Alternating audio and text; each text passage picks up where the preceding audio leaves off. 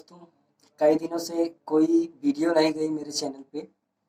आज फिर से एक वीडियो लेकर आया हूँ और बताइए कि मेरा गाना कैसा लग रहा है आप लोगों को, और ट्रैक भी बताइएगा आप लोग कैसा लग रहा है, क्योंकि ये ट्रैक मैं खुद बनाया हूँ। और कैसा लग रहा है आप लोग ज़रूर बताइएगा।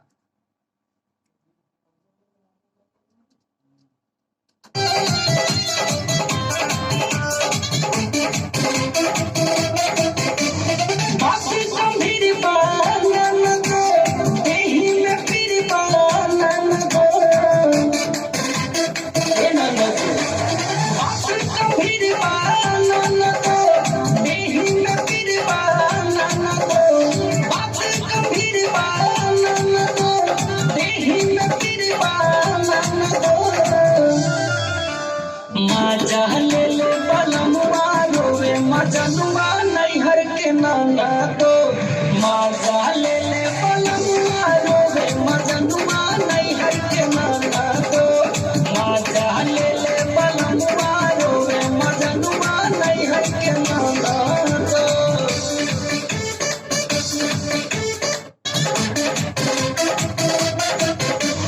बात गंभीर बानन दो देही में पीर बानन दो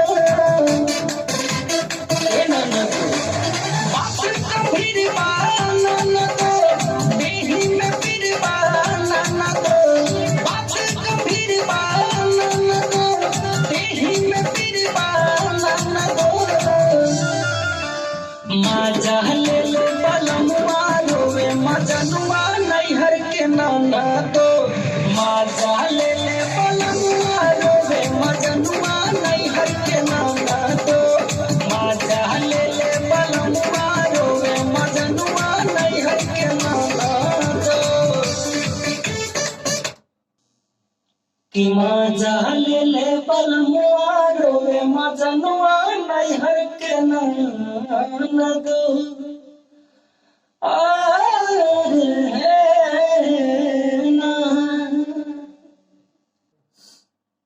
हाय दोस्तों, अब आप लोग अपना ट्रैक रिकॉर्डिंग, लाइव रिकॉर्डिंग, किसी भी प्रकार की रिकॉर्डिंग आप लोग करवा सकते हैं। बिल्कुल, स्टूडियो इज रेडी।